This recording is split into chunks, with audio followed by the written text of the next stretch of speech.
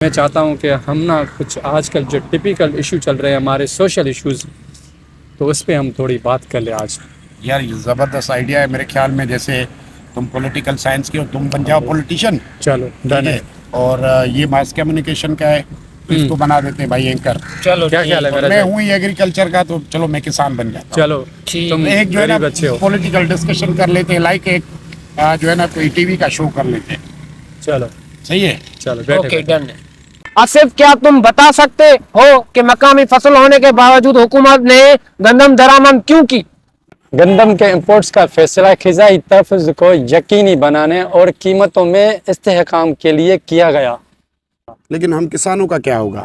ہم نے اپنی فصلیں اگانے کے لیے سخت محنت کی ہے، لیکن اب امپورٹڈ گندم مارکیٹ میں بھر چکی ہے، جس کی وجہ سے ریٹ گر چکے ہیں، ہماری روزی روٹی خطرے میں ہے۔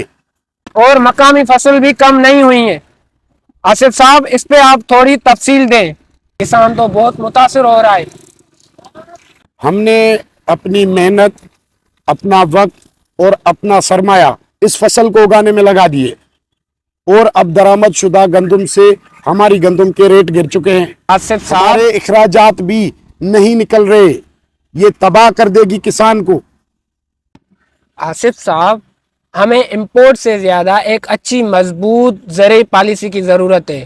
اس کے علاوہ اپنے کسان کی مدد اور پیداوار کے معیار کو بہتر کرنا چاہیے۔ ہم مقامی پیداوار اور معیار کو بڑھانے کے لیے فصلوں کی انشورنس، سبسڈی اور تحقیق جیسے چیزوں پر کام کر رہے ہیں۔ ہم اپنے کسان بھائیوں کی مدد کی اہمیت کو سمجھ سکتے ہیں۔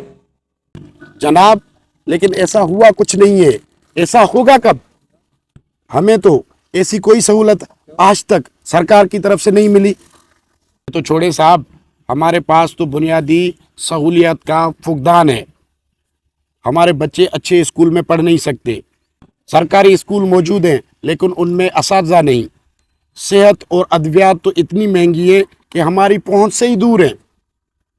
ہم عارضی گھروں میں رہتے ہیں، قدرتی آفات اور سخت موسم کا شکار ہیں، ہمیں تو آ کر کوئی بھی لوٹ لیتا ہے، کوئی تحفظ نہیں۔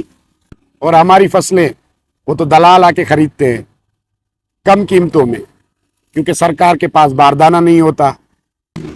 آصف صاحب، کسان بھائی نے تو شکایات کے انبار لگا دیے، لیکن شکایات درست ہیں۔ بالکل صحیح فرمایا ہے کسان بھائی نے، اور ان مسائل کو سمجھتے ہوئے اور ان سے نمٹنے کے لیے ہم کام کر رہے ہیں۔ ہم نے کسان بھائیوں کی مدد کے لیے وزیر اعظم زرعی ایمرجنسی پروگرام اور کسان کارڈ اسکیم جیسے پروگرام شروع کیے ہیں۔ صاحب، کون سی ایمرجنسی، کون سا کسان کارڈ؟ ہمیں کچھ نہیں ملا۔ سن 1947 سے لے کر آج تک ہمیں صرف لاڑے ہی مل رہے ہیں اور کچھ نہیں۔